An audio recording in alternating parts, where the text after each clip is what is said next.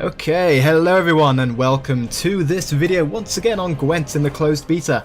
And this time continuing on the tradition of doing cheap decks for each of the factions within Gwent. I will be doing monsters.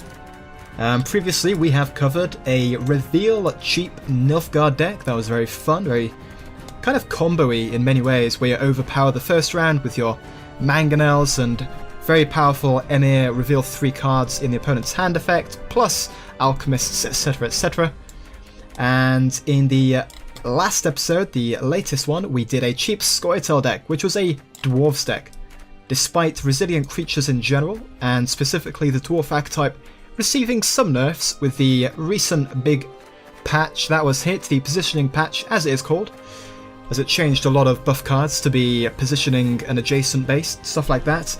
It still performed very well, and it's a very proactive and easy strategy to grasp, so that was very fun to do. But now, this time, we are going to be covering monsters, and as you might be able to see, quite clearly a cheap variant on consumer monsters. So, let's do some card explaining, shall we? Obviously, once again, we have Geralt, the premium card that is free in the closed beta. A bit of a nod from the development team. Much appreciated. Loving the slashing off of the heads, despite us actually playing as monsters. Yennefer Conjurer, if your collection has a lot of scraps in it yet to be spent, and you're unsure as to what expensive card you want to invest into, if any, I would 100% put Yennefer near the top of your crafting list, as essentially playing her turn 1 of the first round gives you a really big edge, it turns out. Over a lot of turns, she will do repetitive damage and can, giving her the edge over trebuchets and other repetitive damage effects units, such as the reinforced trebuchet or whatever the ones for Northern Realms. She can hit multiple units. So as you see here, hitting the strongest non-gold units on the opposing side, she can hit multiple big units, giving her massive potential value, and over the course of an entire first round of a game, she can do, you know, upwards of 10 strength damage by herself. Excuse me. But what else is in the deck, other than my crafting recommendation of Yennefer, her being an absolute beast? Well, let's get on to the consume effects, shall we? First off, we have 3 copies of Vran Warrior. This is a common card and is a very powerful synergy card in monsters, as every 2 turns, at the end of that turn, destroy the unit on the right of this card and then absorb its strength. So with some tricky positioning, you can ensure that this card does a lot of consuming, which in turn has a lot of synergy with the other cards in our deck. So if we take a look at the Nekkers, these are creatures that gain strength whenever a Devourer, or a creature that consumes another creature, such as Vran Warrior, or even Ekimmara, or some other cards, whenever one of those creatures eat another creature. So what you can do is play one of these round 1 and get it buffed up a bunch, and then either it carries over into the next round, or even at the end of the round if it goes away and dies because it's not a resilient creature or didn't get hit with the monster's passive, which by the way keeps the last, you know, non-gold creature that you played on the board. It will die, and with its secondary effect of summoning the next Nekker from your deck, it will summon a similarly big Nekker, and then in that round you do some more consuming, that Nekker gets buffed up more, and then when that dies in the third round, the third Nekker is bigger than all the rest probably, and yeah, does a lot of work. So this kind of creature summoning its copy from your deck round after round, coupled with the monster passive of keeping the last non-gold creature that you played on the board for the next round, plus some, you know, death rattle effects, basically mean that your boards are typically at the start of every new round going to be more powerful than your opponents. In this type of theme, we've also got Ekimmara, who allows you to convert a big creature that won't necessarily have otherwise stuck around for the next round, to basically convert that strength into another creature, which, if played last, with the monster's passive of course, will stick around into the next round, essentially allowing you to recycle a big creature that otherwise would just die at the end of the round, and use its strength to give you a better chance in the next round. So this is a very cool creature to play as your last creature in a round that you're planning to play, as then it will survive into the next round, and will be, chances are, quite big. Oftentimes this is, bigger than 14 strength. It's a very powerful tool to have in your arsenal. Other just good cards that we're running. Ghoul. This is a rare bronze card that really is just very solid. Obviously round 1, when nothing much has died, it's quite a bit worse than otherwise it would be. But in rounds 2 and 3, when a few big creatures have died, say a big Vran Warrior that didn't get consumed by an Ekimmara, yeah, these can get really quite big, and it's not surprising to see a Ghoul become greater than 9 strength after it's eaten its creature, which is, pretty big. And naturally this synergizes nicely with the Nekkers, who get buffed with 1 strength every time a creature is devoured, which this effect counts as. We've also got 1 copy of Archgriffin. This is a common card, and this is really for utility. Since you don't want to run Clear Skies in this list, as you're running Foglets plus Impenetrable Fog to summon the Foglets and buff your Ancient Foglets, having another source of weather removal to counter control weather effects, such as weather control monsters, is very useful. And Archgriffin can be, well, it's an agile creature, so it can be played into any row, so it's just a solid, 1 copy of to have in your deck, I find. On top of this, you have 2 copies of Golem, which recently in the last patch were buffed with an extra 1 base strength. And these are just, solid cheap cards. They have decent strength, and even if they don't stick around as the last creature that you played, they do keep 2 lesser golems, i.e. 2 extra strength, for the next round after they die, at the end of the round. So I've already explained the Foglets, they really just thin out your deck. If you have an Impenetrable Fog in hand, you can pull them all out, and yeah, just gain 6 strength, nerf the opponent's ranged row, and also buff up your Ancient Foglets with the Fog effect. So the last card, and this is an amazing craft if you are at all intending to go into really any monster's archetype of deck. This is a silver rare card, and it is easily one of the most powerful rare cards in the game at the moment. So old Speartip Asleep. Do not disturb, a very wise precaution, as when this is disturbed, i.e. when there are 3 or more units on the opposite row, and this is an agile creature, as you can see there with that icon, so you can play this on any row that you desire, meaning you can almost always get its effect to trigger.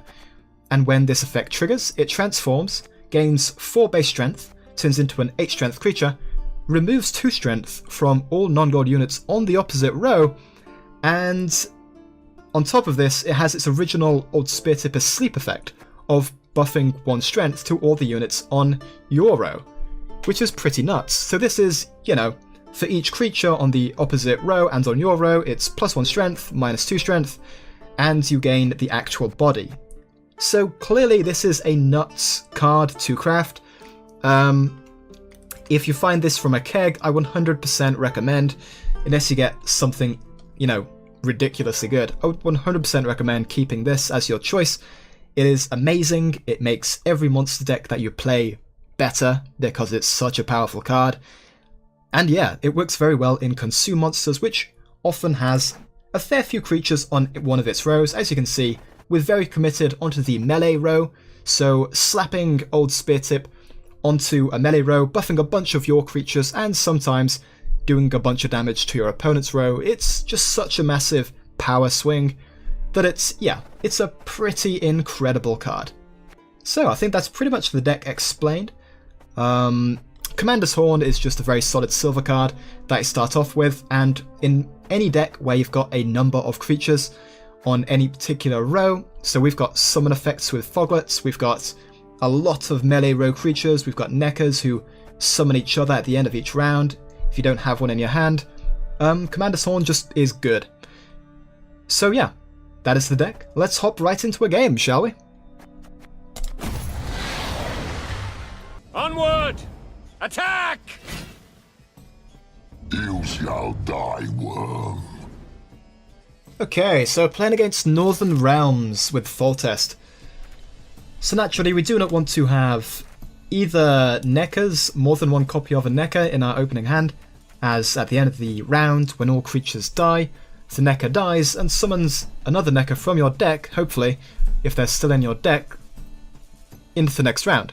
So yeah, we're going to ditch one of those Nekkers. We're also going to ditch the Foglets, as we want to summon those through the Impenetrable Fog. That weather effect that is just so powerful. And yeah, the rest of the hand looks actually quite nice and flexible. So, I mean, Ghoul isn't great in the first round. I'll admit that, simply because you don't really tend to have much, if anything, in your graveyard for it to eat. So it is possible that we should throw one of those back, and I feel like I will. And a second copy of Vran Warrior, that is a-okay fine. So now we're just going to see what our opponent decides to do. So... Elves must die! Okay. Sure. That's a very weak play.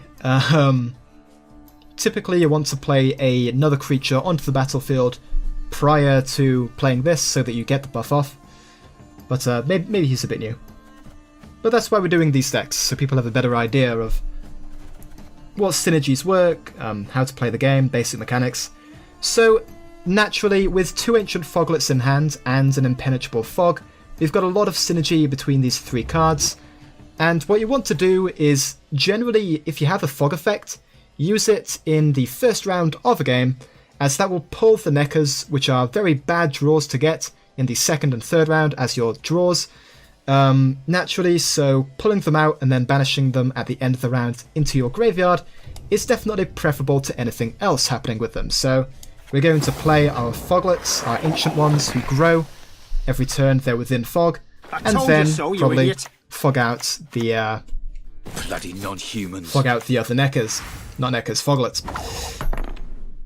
So here we go, committing to this, and fortunately for us, the opponent is committing quite heavily into the ranged row, so our Fog will hit his row very heavily and swing this round entirely into our favour. And just like that, we've pulled 3 cards from our deck. As you can see, very powerful. However, I feel like I do want to play the Nekker instead of anything else here. Like we could just pass and we would still win the round, sure. But at the end of this round, going into the next round, all that we would keep would be a Foglet. Which means that at the start of next round, given that there's no fog on the board, that Foglet would instantly die. Meaning our monster passive of keeping the last creature we played that was non-gold, utterly wasted. So I kind of want to play a Nekker. But equally, it doesn't really mean much anyway, since it's just gonna stick around and it won't draw a Nekker from our deck. So I guess we just pass. No other option to do, really. So it's a very easy first round. He didn't feel that his hand was strong enough to take us on. Ah, okay. Instead we keep that. So it seems that when you summon creatures from Fog, or kind of other kind of pseudo-summon effects, they don't actually count as the last creature you played. And I guess technically it does say in our passive, the last creature that we played from hand. So it all makes sense in the end. So naturally, with Vran Warriors, or any other creature such as Reaver Hunters or anything similar, you can try to win them all, you won't. Any creature with a timed effect, you want to play it as early as possible to guarantee, hopefully, that its effect triggers. So here I'm going to play my Nekker into the Vran Warrior so that gets eaten, and that will pull the 3rd Nekker from our deck, improving future draws by quite a bit. As you can see, we're quite ahead of our opponent. Our deck is much more thinner than his is. What do you want of me? Having pulled 4 cards over him. He's using Field Medic to just get out more buffs, seems reasonable. So what else do we want to do here? With every Devour effect that we play, our Nekkers get buffed, so chances are we do want to just play Ghouls. Let's see what's in our graveyard first, shall we? We do have Foglets in our graveyard, which is unfortunate, as there's a very high chance that we will just eat one of these, buffing the Ghoul only to 6 strength, which is definitely not ideal.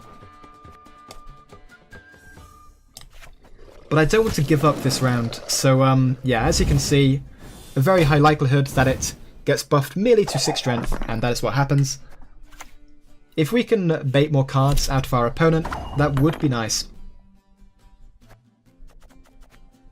And I'm thinking I'm just going to pass here. We've already got the first round, so it'll go to a third round to beat the tiebreaker, so to speak. And we will keep this 6 strength Ghoul around, which is not terrible, to be honest. Equally, old Speartip is not too bad either, as it does hit all of the creatures over there. And we would keep it into the next round, which is always nice. So I'm going to do this instead. It's a massive power swing. Really forces him to commit a lot to his board to take it back. But you won't. As you can see, he's not really... He's within 2 cards reach of equalizing with our strength gain, our strength total, so I'm really quite happy with how this is going so far. And it really does make me want to play further into this particular round. So I suppose that I will.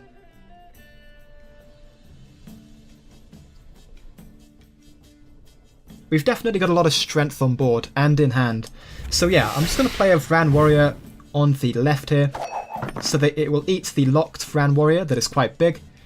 And if you play something really big next turn, we can absorb the strength, carry over 16 strength into the next round, the final round, which is a very big deal. As you can see, he is starting to pull back to our strength total. He needs essentially just a 10 strength creature to take this round off of us. But potentially we can still contest, as we do have a lot of big creatures in hand. Plus, of course, Commander's Horn and Eredin. You cannot discount that 11 strength for free. But equally, he can use his own full test leader ability of copying a bronze creature to copy this massive field medic, which is definitely not ideal. So I think I'm going to pass here.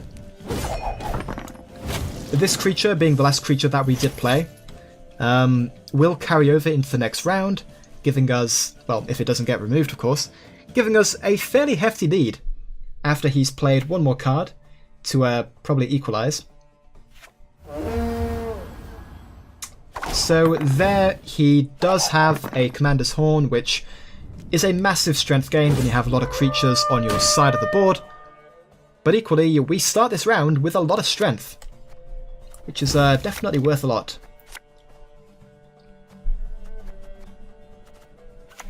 Damn it.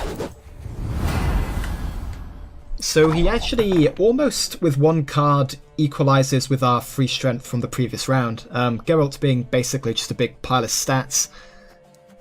So, what do we want to do then? So we definitely don't want to devour Nekker, since he has potential in future to grow every time Vran Warrior and even Ghoul eat something. So we want this to be, you know, safe from future devourings, basically. So what I'm going to do is I'm going to play Golem, let that get eaten, buff up the Nekker even further, all very fine and dandy, and basically just hope that he doesn't have a Scorch, which, if you're not aware, does destroy the strongest non-gold creature on the battlefield, which, given the state of the board, will almost certainly be my Vran Warrior. So I'll play my Ghoul, eat another creature. We once again low-rolled that quite a bit, only eating a 3 strength creature, buffing this to 7 strength in total. Uh-oh, trouble approaches. Definitely could have been better than that, but regardless, I am somewhat confident. He can use this at this point to copy 7 strength, which is not horrific. It's not particularly great either, to be honest. So, in the interests of saving our Nekker for the end of the round, as it has growth potential in terms of its strength, we are just playing it on the far right, very safe from the Vran Warrior's effect of eating creatures. That is a-okay fine. So it's very unlikely that Northern Realms runs weather effects, so I mean, particularly at this kind of level of play. So I'm just going to play the Archgriffin. Its effect largely being useless at this point. As you can see, we've got the strength lead by 3. We both have our leader abilities, which probably can't cancel each other's leader ability out. He'll copy a big creature, sure, but I have Eredin, who is also a big creature. Very nice. And we do have a very powerful swing with Commander's Horn, which in total, given that we've got 4 creatures, will give us, what is that, 16 strength? Which is not bad. Although, given that Vran Warrior did not trigger this turn, this is maximum value Commander's Horn. So yeah, I think with that we're just guaranteed to win. Even if he copies his 7 strength field medic, it's quite clearly not enough. Can't take it anymore. Although that was very nearly enough. Very nearly. Well played, sir. So with Eredin, we sealed the game in our favour. So they see grinding out the last round of the game by keeping strength that is consumed from previous rounds with our monster passive, racial passive ability, coupled with saving our Nekker from our own Devour effect to ensure that it gets big buffs. So that's pretty much the end of this video. Hopefully you got a good idea of the game plan of this type of deck. I'll go back to the deck in the deck builder. Basically, you want to always keep an idea in your mind of which creatures you've played last so that you know what will carry over in terms of strength. And unfortunately, we did not see any play of Ekimmara, but this card is absolutely invaluable for absorbing a big creature that was not your last played in order for that strength to be recycled into future rounds, improving your odds against pretty much everything that isn't Scorch. So yeah, that's basically the game plan. Pull out your Nekkers from your deck, eat a lot of stuff, and get very big. Somewhat similar to the Dwarf archetype, as your monster racial passive ability of, as you can see on screen, keeping the last creature that you played that's non-gold, essentially acting as a free resilient creature every turn. So with some canny choices of which creature you want to have this resilient effect applied to, you can really overpower the opponent in terms of just strength value. So, as always guys, thank you for watching. Hopefully you found this informative and somewhat interesting. I will be continuing with the cheap deck series. I think the only faction we've got left to cover is Northern Realms, which will be very interesting to play cheaply given that both Promote and Henselt were nerfed.